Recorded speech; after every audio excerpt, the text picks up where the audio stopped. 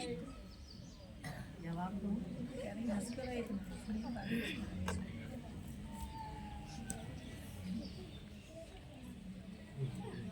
तो बात ये है कि कितने लोग पढ़ लिख करके एक अच्छा इंसान नहीं बन पाते। कोई चोरी करते हैं, कोई झूठ बोलते हैं, कोई हिंसा हत्या करते हैं, कोई ठगी बेईमानी का काम करते हैं। ये सब क्यों करते हैं? क्योंकि वो गलत लोगों की संगत में पड़ करके अपने जीवन में जो गलत आदतें हैं, जो बुरी बातें हैं, उनको ग्रहण कर लेते हैं।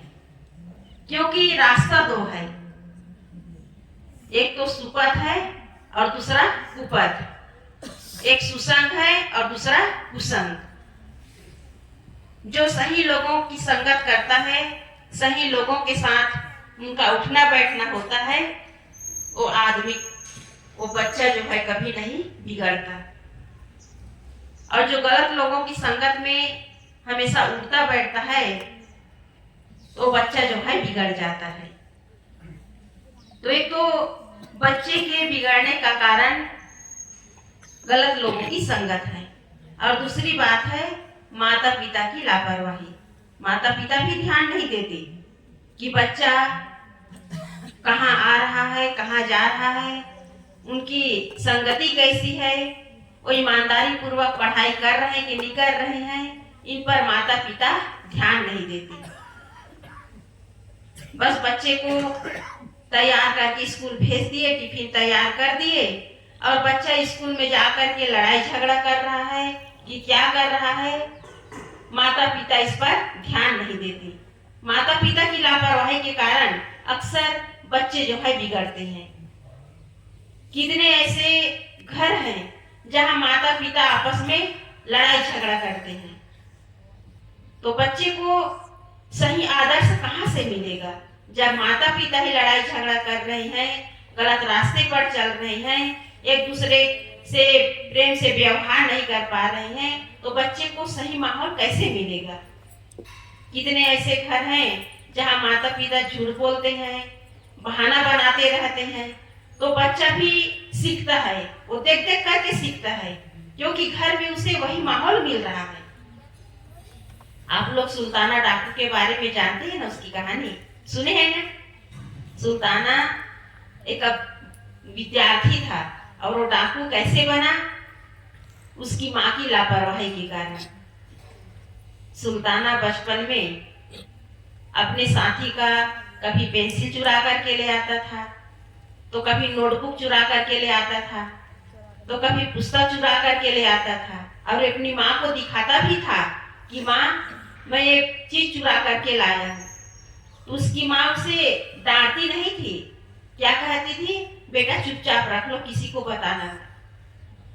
तो ये अच्छी बात है कि गलत बात है? गलत बात है।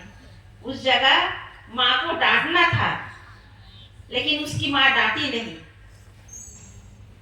धीरे धीरे वो बच्चा जो है बाजार से कभी अंडे चुरा करके लाने लगा, कभी और कुछ सामान चुरा करके लाने लगा, कभी खिलौना चुरा करके लाने लगा, और उसकी माँ हमेशा कहती थी किसी को बताना मत, चुपचाप रख लो।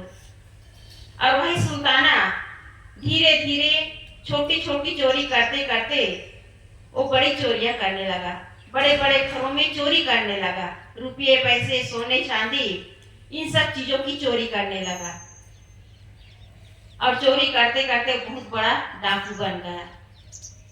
और जब आदमी चोरी करता है, डाका डालता है, तो छुप करके रहता है, वो सामने नहीं रहता। तो सुल्ताना जो है बहुत बड़ा डाकू बन गया, और वो छुप करके रहने लगा। वो सामने नहीं आता था किसी के, क्योंकि सामने आएगा तो क्या हो जाएगा? चोर उसे पुलिस उसे पकड़ लेंगी। तो पुलिस के डर से सुल्ताना डाकू जो है छुप कर रहने लगा, लेकिन पुलिस जो है इसकी खोज में लगी हुई थी। किसी भी तरह से पुलिस जो है उसे खोज कर ढूंढ करके जेल में डाल दिए, और उसे कौन सी सजा हुई? फांसी की सजा हुई, सुल्ताना डाकू को फांसी की सजा हुई, क्योंकि उसके नाम से साधारण जनता जो है कांपने लगते थे, क्योंकि वो चोरी तो करता था लेकिन कितने लोगों को मौत की घाट उतार देता था, वो हत्या भी करता था। क्योंकि जिसके घर चोरी करने के लिए जाओ तो अपना सामान बचाने के लिए, अपनी सामान की सुरक्षा के लिए तो भी तो लड़ाई करेंगे, वो भी तो कुछ ना कुछ अपना सामान बचाने के लिए कुछ उपाय करेंगे। उस समय सुल्ताना डाकू जो है सामने जो आता था उसकी हत्या भी कर देता था। उसे फांसी की सजा हुई। जेलर साहब ने पूछा कि तुम्हारी अंतिम इच्छा क्या है? तो सुल्ताना डाकू ने कहा कि मेरी अंतिम इच्छा यही है कि मैं अपनी माँ से अंतिम बार मिलना चाहता हूँ। उसकी माँ को बुलाया गया। उसकी माँ रोते बिलखते जेल में आई कि आज मैं अपने बेटे से अंतिम बार मिलने आ रही हूँ, इसके बाद मैं अपने बेटे से कभी मिल नहीं पाऊंगी। वो रो रही थी, रोते रोते अपने बेटे से मिलने के लिए आई। जैसे ही वो सुल्ताना डाकू के पास पहुंची तो उसका बेटा जो है अपनी दांतों से माँ से मिलने के बजाय, उसे बातचीत करने के बजाय उसके नाक को अपने दांतों से काटने लगा। अगल बगल में सिपाही खड़े थे, उन्होंने छुड़ाया और कहा कि सुल्ताना तुम क्या कर रहे हो? जीवन भर गलती किए, चोरी किए, लोगों को मौत के घाट उतारे, निर्दोष लोगों की हत्या किए और उसके बदले में तुम्हें फांसी की सजा हुई है। अरे तुम क्या कर रहे हो? तुम्हारी माँ तुमसे मिलने के लिए आई है, ये तुम्हारी माँ है और इसके साथ तुम कैसा व्यवहार कर रहे हो? इनके नाक को अपने दांतों से काट रहे हो। तब सुल्ताना डाकू ने कहा कि आप लोग नहीं जानते, आज फांसी की सजा जो मुझे मिली हुई है इसी माँ के कारण। मैं डाकू बना तो माँ के ही कारण। माँ बचपन में मुझे डांट देती, फटकार देती और मुझे चाटे भी लगा देती तो मैं इतना बड़ा डाकू न बनता, गलत रास्ते पर न चलता। इस तरह बच्चों को सही संस्कार, बच्चों को सही मार्गदर्शन घर परिवार से ही मिलता है। यदि माता पिता बच्चे को सही मार्गदर्शन नहीं दिए, उसे सही संस्कार नहीं दिए, उसकी एक एक गतिविधि पर निगरानी न रखे तो वही बच्चा बिगड़ जाता है, गलत रास्ते पर चलने लगता है।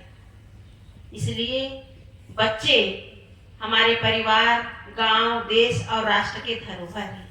इन्हें संस्कार देना, इन्हें सही मार्गदर्शन देना, इनके जीवन को संवारना माता पिता का कर्तव्य है, क्योंकि माता पिता प्रथम गुरु है।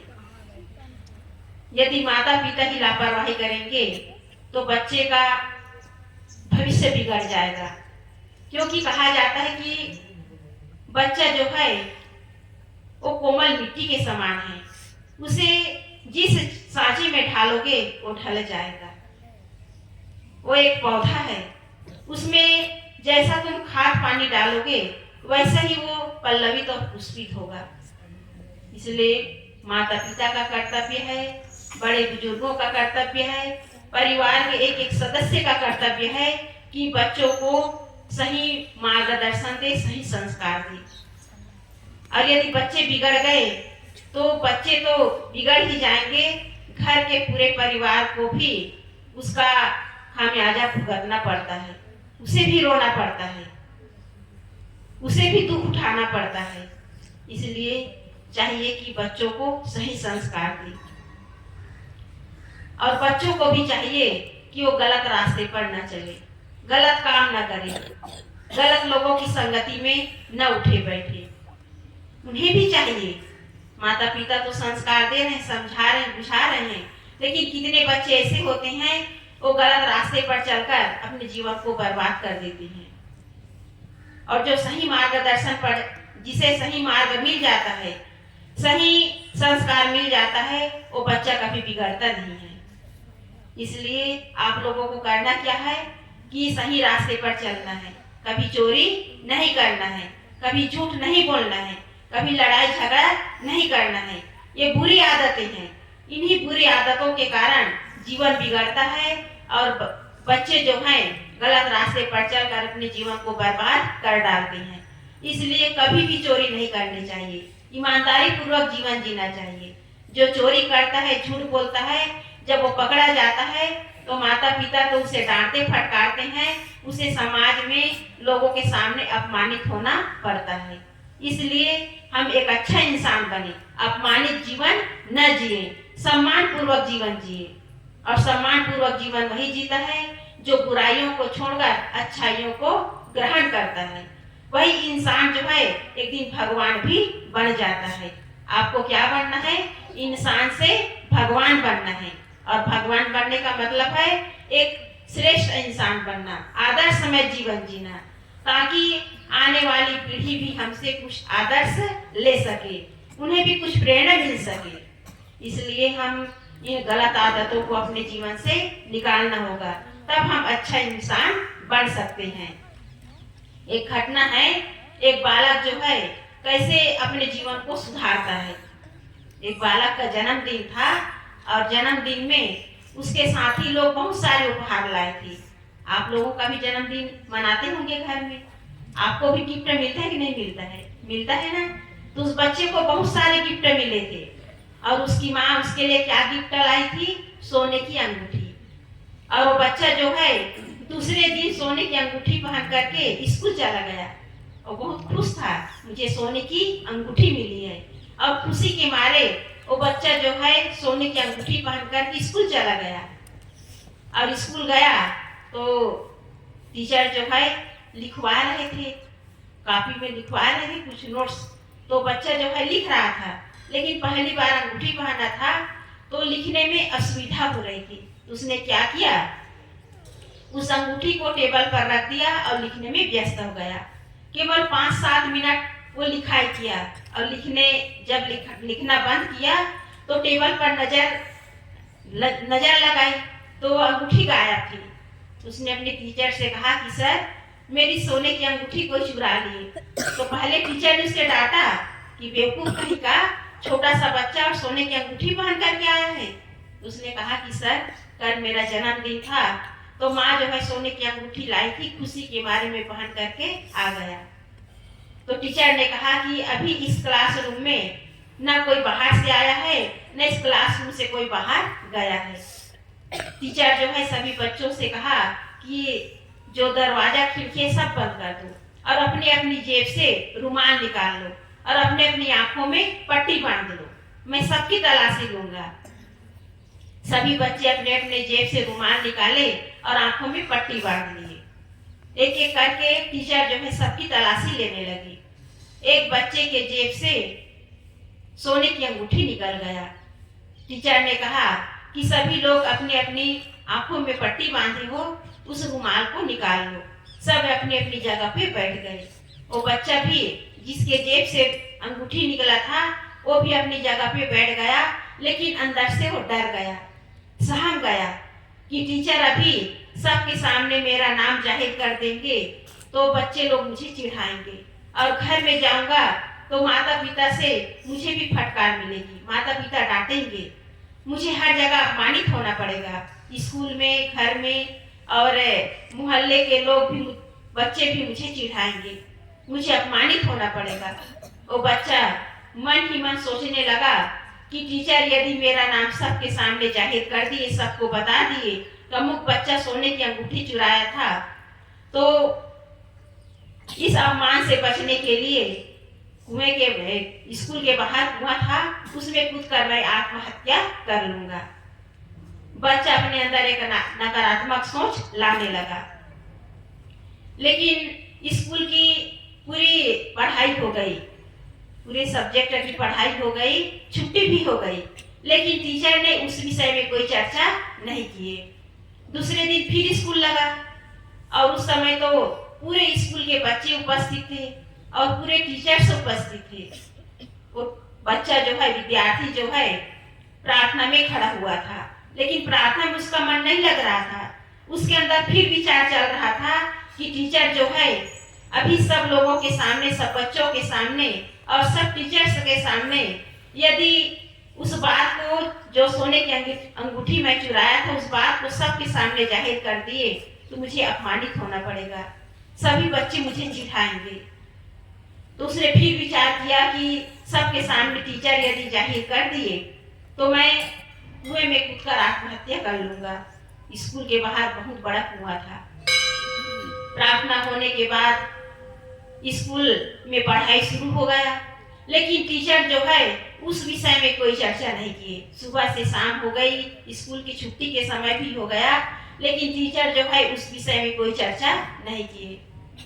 तब उस बच्चे को लगा, उस विद्यार्थी को लगा कि टीचर जो है इस विषय में कोई चर्चा नहीं कर रहे हैं, तो उसने संकल्प किया कि आज मैं बहुत बड़ी बदनामी से बच गया। अब किस कारण बचा? टीचर की समझदारी, उसके क्षमा भाव के कारण। वो बच्चा जो है, विद्यार्थी जो है, संकल्प किया कि आज के बाद मैं चोरी नहीं करूंगा, गलत काम नहीं करूंगा, गलत रास्ते पर नहीं चलूंगा। वो संकल्प किया और पढ़ाई लिखाई करने के बाद वो पढ़ लिख करके एक बहुत बड़ा व्यापारी बन गया। वो बच्चा जो है अच्छा काम करके, अच्छे रास्ते पर चल करके, पढ़ाई लिखाई करके एक बहुत बड़ा व्यापारी बन गया। शहर में उसकी बड़ी प्रतिष्ठा थी, सभी लोग उसका सम्मान करते थे।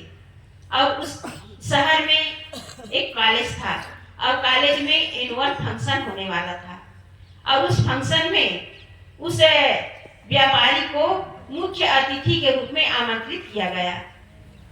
और व्यापारी जो है उस फंक्शन में भाग लेने के लिए उस कॉलेज में गए। जैसे ही कॉलेज में प्रवेश किए तो जो टीचर जो है तलाशी करके सोने की अंगूठी उस चोराया हुआ था, तलाशी लिए थे, वो टीचर जो है उस कॉलेज का प्रिंसिपल बन चुका था। जैसे ही प्रिंसिपल को देखा, उसे अपने विद्यार्थी जीवन की घटनाएं याद आ गई।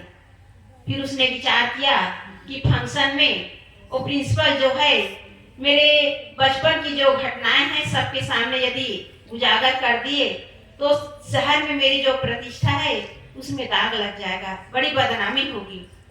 फिर उसके अंदर वही विचार आने लगा जो विद्यार्थी जीवन में जो घटनाएं घटी थी। तो उसने क्या किया, उस प्रिंसिपल के सामने जाकर कहा कि सर, मैं आपसे एकांत में कुछ बातें करना चाहता हूँ। और प्रिंसिपल भी तैयार हो गया, लेकिन प्रिंसिपल उस व्यापारी को पहचान नहीं पाए, क्योंकि बचपन का जो चेहरा होता है बड़े हो जाने के बाद थोड़ा उसमें परिवर्तन हो जाता है। और वो 10-12 साल का रहा होगा और उस समय वो व्यापारी कम से कम 40-45 साल के थे। तो उतने दिनों में भूल भी जाते हैं, तो प्रिंसिपल भूल भी गया था। तो व्यापारी जो है प्रिंसिपल को एकांत में ले गए और सबसे पहले प्रणाम किए। वो सर थे, गुरु थे, प्रणाम किए। फिर कहा कि सर, मैंने बचपन में जो सोने की अंगूठी चुराई थी वही मैं आपके सामने खड़ा हूँ, एक व्यापारी बन गया हूँ। उस समय यदि आप मेरा नाम सबके सामने उजागर कर दिए होते, जाहिर कर दिए होते, उस समय मैं आत्महत्या कर लेता। आज आपके सामने एक व्यापारी के रूप में आपके सामने मैं जिंदा न रहता। उस समय मैं आत्महत्या करने के लिए सोच लिया था। तो टीचर ने कहा, प्रिंसिपल ने कहा कि अच्छा, तुम हो अंगूठी चुराने वाले, मुझे तो पता नहीं है। तो उस व्यापारी ने कहा कि सर, आपको कैसे पता नहीं, आप ही तो तलाशी लिए थे। तब व्यापारी उसे प्रिंसिपल ने कहा कि बेटा, उस समय मैं भी अपनी आंखों में पट्टी बांध लिया था और इसलिए पट्टी बांधा था कि जो विद्यार्थी अंगूठी चुराए हैं वो छात्रों की नजरों में न गिरे, साथ साथ मेरी नजरों में भी न गिरे, इसलिए मैं भी अपनी आंखों में पट्टी बांध लिया था। उस व्यापारी की आंखों में आंसू आ गए। कहने लगे कि सर, मैंने भगवान का नाम तो सुना था, लेकिन आज मेरे सामने साक्षात भगवान खड़े हैं। यदि उस समय आप मेरे प्रति क्षमा का भाव न रखते तो शायद मैं जिंदा न बचता। आपके क्षमा के भाव के कारण आज मैं जिंदा हूँ और एक सम्मान पूर्वक जीवन जी रहा हूँ। तो आप सबको क्या करना है कि सही रास्ते पर चलना है, कभी गलत रास्ते पर नहीं चलना है। जो गलत रास्ते पर चलते हैं उसका जीवन बर्बाद हो जाता है। तो आपको अच्छा इंसान बनना है, अच्छा जीवन बनना है, अपने जीवन को आबाद करना है, आपके घर परिवार में जो माता पिता उसका नाम रोशन करना है। इसलिए अच्छे रास्ते पर चल करके एक अच्छा इंसान बनने के लिए माता पिता आपको पढ़ा लिखा रहे हैं। इसलिए आपके अंदर भी स्वयं संस्कार अर्जित करना होगा। आप स्वयं अच्छे रास्ते पर चलेंगे तो आप एक अच्छा इंसान बनेंगे, आपका जीवन सुंदर बनेगा। इसलिए हम सब पढ़ाई लिखाई क्यों कर रहे हैं? एक अच्छा इंसान बनने के लिए, महान बनने के लिए, विद्वान बनने के लिए। इसलिए पढ़ लिख करके आप विद्वान बनिए, महान बनिए और एक अच्छा इंसान बन के अपने माता पिता का नाम रोशन करिए। बस इतना ही कहकर मैं अपनी वाणी को विराम देती हूँ। बोलिए सद्गुरुदेव की जय।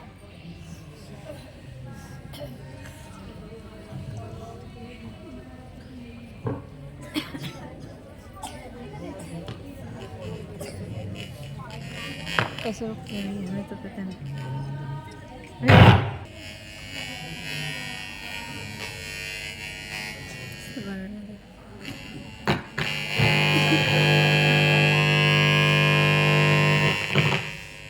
सब लोग वंदना करेंगे।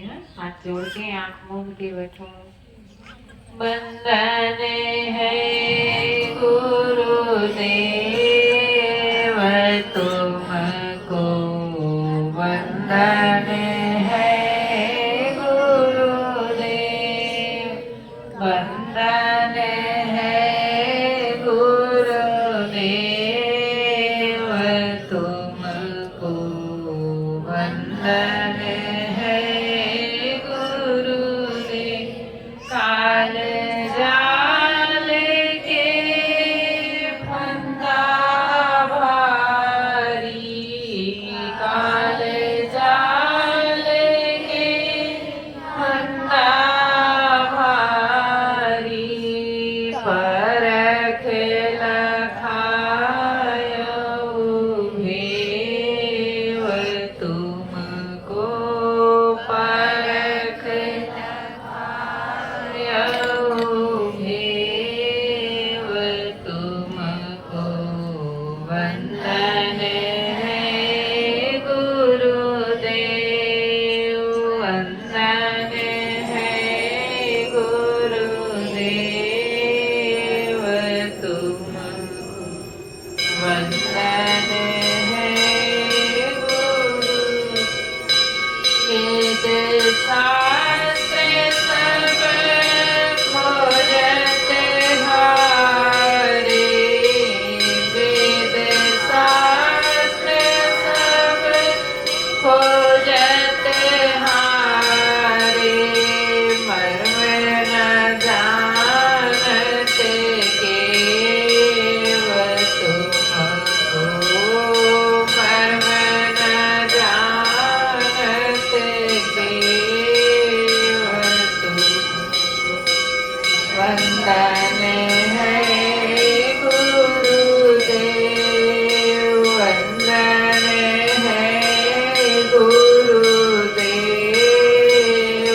तुमको, वंदन है गुरुदेव। गुरु समान और को दाता, गुरु समान को दाता, ताकि करिए सेव तुमको, ताकि करिए सेव तुमको, वंदन है गुरुदेव, वंदन है गुरुदेव तुमको, वंदन है गुरुदेव। साहिब कबीर